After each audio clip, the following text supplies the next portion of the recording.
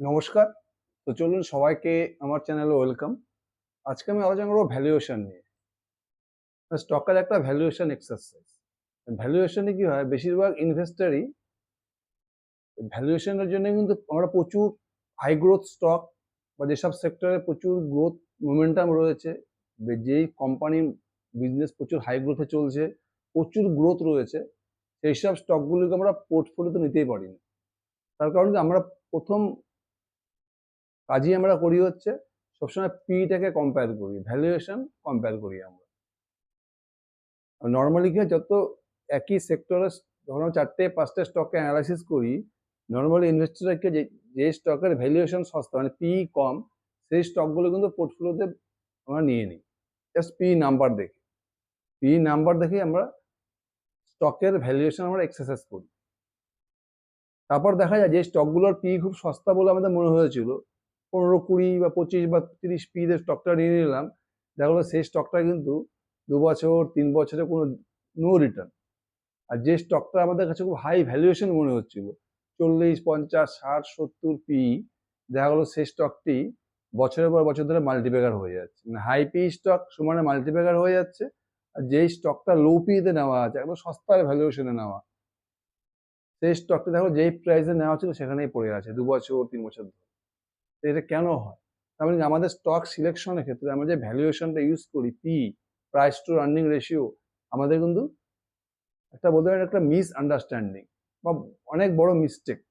আমরা কিন্তু গ্রোথ এবং পি এই দুটো ঠিকঠাক কম্পেয়ার করতে পারি না। তার জন্য কি হয়, আমরা সবসময় সস্তা ভ্যালুয়েশন স্টকে ফেসে যাই। আমরা কোনো সময় high growth stock, multibagger opportunity বা অপরচুনিটি স্টক পোর্টফোলিওতে নিতেই পারি না।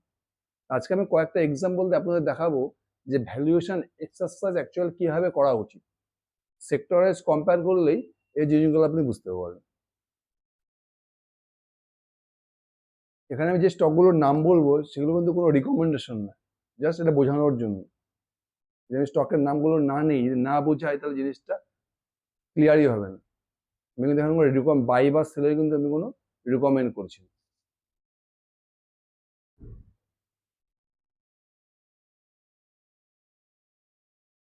প্রথমে আমি আলোচনা করবো ওয়েলথ ম্যানেজমেন্ট সেক্টরের দুটো স্টক নিয়ে। ফার্স্ট হচ্ছে আনন্দ রাঠি।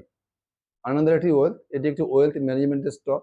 ওয়েলথ ম্যানেজমেন্ট বলতে কি বোঝায়? ওয়েলথ ম্যানেজমেন্ট বলতে বোঝায় এই সমস্ত কোম্পানি কি করে, যাতে বড় বড় লোক আছে, পয়সাওয়ালা লোক রয়েছে, বিজনেস ফ্যামিলি, যারা 50 কোটি 100 কোটি 200 কোটি টাকা বিভিন্ন ফান্ডে ইনভেস্ট করে, তাদের টাকাগুলো করে ইনভেস্ট করে।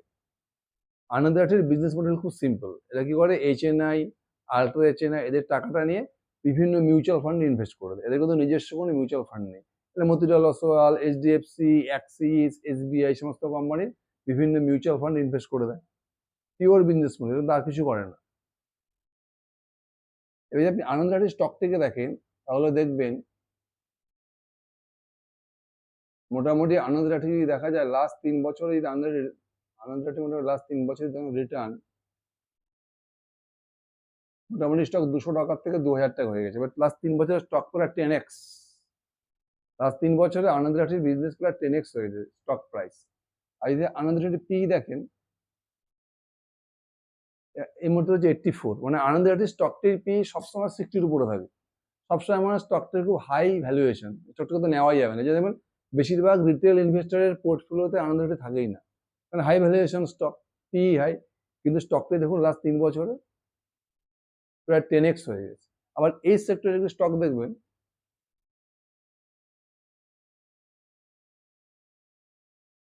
নুভামা ওয়েলথ ম্যানেজমেন্ট, এটিও ওয়েলথ ম্যানেজমেন্ট সেক্টরের স্টক। এদের বেসিক কাজ কি, HNI, আল্ট্রা HNI, অ্যাফ্লুয়েন্ট মানে বড় বড় লোকদের টাকাগুলোকে বিভিন্ন ফান্ডে ইনভেস্ট করে দেওয়া। যদি নুভামার পি দেখেন তাহলে মাত্র 31, যেখানে আনন্দ রাঠির পি হচ্ছে 80, নুভামার পি মাত্র 31। এই যদি নুভামার রিটার্ন দেখেন,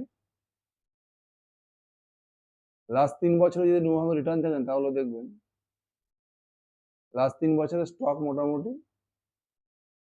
500 টাকা থেকে মোটামুটি কত হচ্ছে 1800 টাকা, 3x। লাস্ট 3 বছরে নুভামা হচ্ছে 3x, আর আনন্দ রাঠি হচ্ছে 10x রিটার্ন দিয়েছে। অথচ নুভামার পি দেখুন 30, আর আনন্দ রাঠির পি দেখুন 80। সবসময় দেখবেন যখনই আপনি কম্পেয়ার করবেন, দেখবেন নুভামার পি 20 থেকে 30 এর রেঞ্জেই থাকে, আর আনন্দ লটারি পি কত থাকে 60, 70, 80। অথচ যদি দেখেন রিটার্ন দেখেন লাস্ট 3 বছর যদি দেখেন, নুভামা মাত্র 3x হয়েছে, আনন্দ কত হয়েছে প্রায় 10x। আর যদি লাস্ট 1 ইয়ার দেখেন, নুভামাকে দেখেন নো রিটার্ন, নুভামা কিন্তু কোনো রিটার্নই দেয়নি। মোটামুটি 1600-1700 টাকা ছিল, এখনো 1600-1700তেই আছে।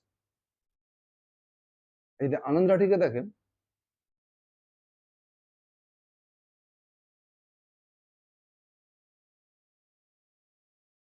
তাহলে আনন্দ লটারিকে দেখুন লাস্ট 1 বছরের স্টকটি মোটামুটি 1000 টাকার থেকে দেখুন 2000 টাকা ডবল হয়ে গেছে। তার কারণ হচ্ছে আনন্দ লটারি আর নুভামার দুজনের বিজনেস মডেলের মধ্যে প্রচুর ডিফারেন্স রয়েছে। দুজনে একই সেক্টরে একই কাজ করছে, ওয়েলথ ম্যানেজমেন্ট সেক্টরের স্টক। যদি আপনি দুজনের কনকল, দুজনের পিপিটি ভালো করে পড়েন, তাহলে দেখবেন যে আনন্দ লটারি হচ্ছে পিওর ওয়েলথ ম্যানেজমেন্ট স্টক। এটা HNI, আল্ট্রা HNI এদের টাকাগুলো জাস্ট মিউচুয়াল ফান্ড ইনভেস্ট করে রেখে দেয়।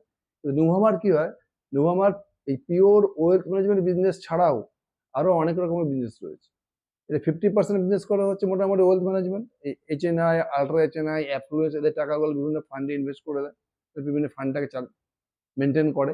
বাকি যে 50% বিজনেস হচ্ছে নুভামার, পুরো শেয়ার মার্কেট রিলেটেড। এরা বিভিন্ন কোম্পানির IPO ম্যানেজ করে, ট্রেডিংটাকে ম্যানেজ করে এরা।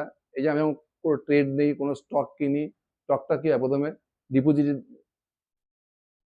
বুকিং অ্যাপসে গিয়ে আমি যখন কোনো স্টকটা নেই, স্টকটা নেওয়ার সময় কি স্টকটা চলে যায় ডিপোজিটারিতে চলে যায়। এই পুরো প্রসেসটা ব্রোকিং অ্যাপস থেকে ডিপোজিটারি থেকে ট্রেজারি, যে পুরো যে ট্রেডিং প্রসিডিউরটা কন্ট্রোল করা হচ্ছে, কাস্টোডিয়ান ক্লিয়ারিং, ট্রেডিং এর এই পুরোটাকে কন্ট্রোল করা হচ্ছে নুভামা। নুভামার তাহলে ওয়েলথ ম্যানেজমেন্ট বিজনেস ছাড়াও শেয়ার মার্কেট রিলেটেড বিজনেস হচ্ছে প্রায় 50%, IPO, ট্রেডিং। তার মানে নুভামার যে 50% বিজনেসটা রয়েছে পুরো ভোলাটাইল। যখন বুল মার্কেট থাকে তখন 50% ইনকাম বেড়ে যায়, আর যখন বিয়ার মার্কেট থাকে পুরো এই 50% ইনকাম পোর্শনটা পুরো ডাউন হয়ে যায়। এই জন্য নুভামার স্টকটাতে মানে খুব ভোলাটাইল, মানে নুভামার গ্রোথটা কিন্তু প্রেডিক্টেবল না।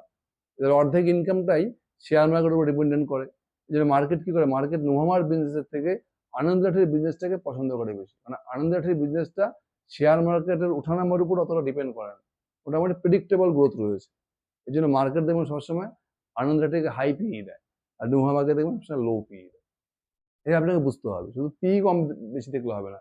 যে আপনি অ্যাকচুয়ালি যদি গ্রোথের সঙ্গে যদি পি কম্পেয়ার করেন, তাহলে অ্যাকচুয়ালি আনন্দ লটারির স্টকটা কিন্তু নুভামার থেকে বেশি সস্তা বিজনেস কোয়ালিটি ওয়াইজ। সেম দেখবেন যদি আপনি ক্যাপিটাল মার্কেটে আরো দূরে স্টক দেখেন,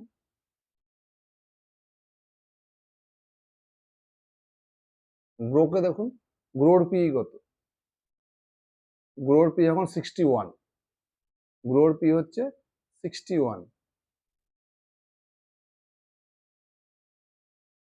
মোটামুটি গ্রোথে কিছুদিন আগে IPO আসলো, যদি দেখেন মোটামুটি গ্রোথ স্টক লাস্ট 1 বছরে মোটামুটি 130 টাকার থেকে মোটামুটি এখন 200 টাকায় রয়েছে। যদি আপনি অ্যাঞ্জেল ওয়ানকে দেখেন, সেম ক্যাটাগরি স্টক, দুটোই ব্রোকিং অ্যাপস, মানে এই দুটোই হচ্ছে ব্রোকার, এখানে গিয়ে আপনি ট্রেডিং করতে পারেন, ইনভেস্ট করতে পারেন।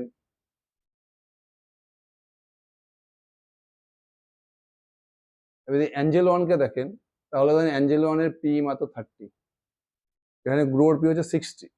আর যদি অ্যাঞ্জেলের রিটার্ন দেখেন,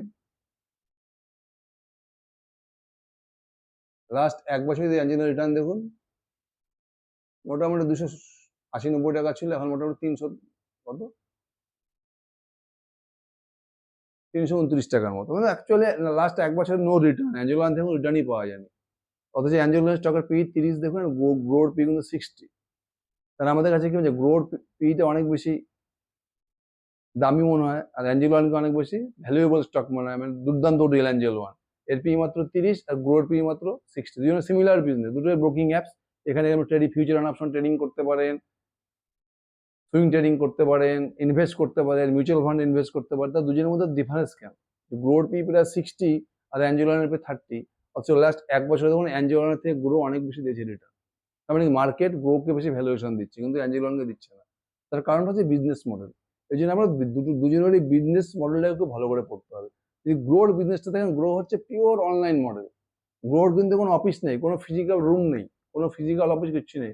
ওটা কিন্তু পুরোটাই প্ল্যাটফর্ম বিজনেস, যার ফলে কি হয়, গ্রোতে এক্সপেন্স অনেক কম। এদের প্ল্যাটফর্ম রেডি আছে, যত গ্রোতে ফিউচার অপশন ট্রেডিং হবে, স্টক কেনা বেচা হবে, তত গ্রোর ইনকাম বাড়তে থাকে। এই জন্য গ্রোয়ের প্রফিট মার্জিনটা অনেক বেশি। আর যদি আপনি অ্যাঞ্জেলনের বিজনেস স্টাডি করেন, অ্যাঞ্জেলনের দেখবেন এদের অনলাইন প্ল্যাটফর্ম ছাড়া এদের প্রচুর ফিজিক্যাল অফিস রয়েছে, জায়গায় জায়গায় অ্যাঞ্জেলনের অফিস রয়েছে, প্রায় 900 মতো অফিস রয়েছে, এদের প্রচুর স্টাফ রয়েছে। তারপরে অ্যাঞ্জেলনের মডেলটা অনলাইন প্লাস অফলাইন, এই জন্য অ্যাঞ্জেলনের কস্ট অপারেটিং এক্সপেন্সটা বেশি, খরচাটা বেশি, এই জন্য অ্যাঞ্জেলনের কি হয়, প্রফিট মার্জিনটাও কম। আর একটা হচ্ছে গ্রো বেশি প্রমোট করে, প্রমোট করা হচ্ছে ইনভেস্টমেন্টকে, mutual fund investment, stock investment. অ্যাঞ্জেলনের বিজনেসটা ফিউচার অ্যান্ড অপশনসের প্রতি বেশি ডিপেন্ডেন্ট, গ্রোর বিজনেসটা অ্যাঞ্জেলনের থেকে কম ডিপেন্ডেন্ট ফিউচার অ্যান্ড অপশনের উপরে। গ্রো বেশি প্রমোট করে ইনভেস্টমেন্টকে, আর অ্যাঞ্জেলন বেশি প্রমোট করে ট্রেডিংকে। এই জন্য মার্কেট কি করে, মার্কেট কিন্তু গ্রোয়ের বিজনেসটাকে বেশি প্রেডিক্টেবল মনে করে অ্যাঞ্জেলনের থেকে, মানে অ্যাঞ্জেলনটাকে বেশি ভোলাটাইল মনে করে। এই জন্য মার্কেটকে সবসময় গ্রোকে অ্যাঞ্জেলনের থেকে বেশি ভ্যালুয়েশন দিচ্ছে। তা আমরা তো নর্মালি আমাদের মেন্টালিটি, যেহেতু অ্যাঞ্জেলনের পি সস্তা, ওই জন্য আমরা অ্যাঞ্জেলনটাকে নিয়ে নিই পোর্টফোলিওতে। অ্যাকচুয়ালি বিজনেস মডেল দেখেন, বিজনেস অ্যানালাইসিস করেন, তাহলে কিন্তু গ্রো অ্যাকচুয়ালি বেটার ডিল দেন অ্যাঞ্জেলন। এভাবে আপনাকে যে কোনো স্টকে কম্পেয়ার করতে, শুধু সস্তা ভ্যালুয়েশন থেকে স্টক নিলেই হবে না, স্টকের বিজনেসটাকে অ্যানালাইসিস করা খুব দরকার। যদি আপনি আইটি সেক্টরে যান,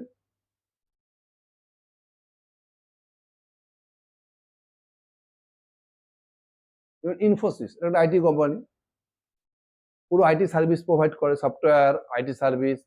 কিন্তু আপনি ইনফোসিসের পি দেখেন, ইনফোসিসের পি কত দেখুন, 14। ইনফোসিসের পি মাত্র 14, মানে দুর্দান্ত ডিল একটা নিফটি ফিফটি টপ কোয়ালিটির স্টক, পি মাত্র 14। এবার যদি আপনি ইনফোসিসের রিটার্ন দেখেন, লাস্ট 1 ইয়ার্স 2 ইয়ার্স 3 ইয়ার যদি রিটার্ন দেখেন, তাহলে দেখেন লাস্ট 1 ইয়ার্স ইনফোসিসের শেয়ার মোটামুটি 1600-1700 টাকা থেকে এখন কত হয়েছে, মোটামুটি 1000 টাকা চলে এসছে। নো রিটার্ন, মানে 60% ডাউন। যদি লাস্ট 3 ইয়ার্সও দেখেন ইনফোসিসের রিটার্ন, ওই দেখুন লাস্ট 3 ইয়ার্সে কত ছিল, মোটামুটি 1300 টাকা রেঞ্জ ছিল, এখন কত 1000 টাকা হয়ে গেছে। মানে লাস্ট 3 বছর 5 বছর ইনফোসিসের কোনো রিটার্ন নেই, কিন্তু স্টকে যদি ভ্যালুয়েশন দেখেন 14, মানে মনে হয় একটা দুর্দান্ত ডিল। এবার অন্য একটা দেখাচ্ছি আমি আইটি কোম্পানি, তাহলে বুঝতে পারেন ডিফারেন্সটা কি।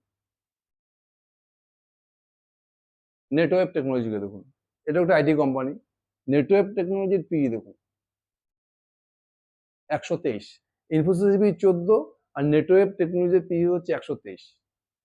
মানে ইনফোসিসের থেকে যদি আমরা দেখি স্ক্রিনারে এসে 10 ডবল পি বেশি মোটামুটি। এবার নেটওয়েভের রিটার্ন দেখুন, লাস্ট 1 বছরে যদি নেটওয়েভ রিটার্ন দেখেন, এখন নেটওয়েভের শেয়ার কত, মোটামুটি 4500 টাকা। 1 বছরে কত ছিল, প্রায় 18 টাকার মতো ছিল, মানে লাস্ট 1 বছরে ডাবলেরও বেশি। একজনের পি 100-র উপরে, লাস্ট 1 বছরের রিটার্ন শেয়ারে ডাবলেরও বেশি। আর ইনফোসিসের পি দেখুন 10, 12, 13, 14, কিন্তু লাস্ট 3 বছর 5 বছরের নো রিটার্ন। আর ইনফোসিসের স্টকের এত ভ্যালুয়েশন সস্তা, কিন্তু কোনো রিটার্ন পাওয়া যাচ্ছে না। নেটওয়ার্কের দেখুন এত হাই পির স্টক, অথচ লাস্ট 1 বছরের স্টক ডাবলেরও বেশি হয়ে গেছে। তার কারণটা কি, এর জন্য আপনাকে বিজনেস মডেল পড়তে হবে, পিপিটি পড়তে হবে।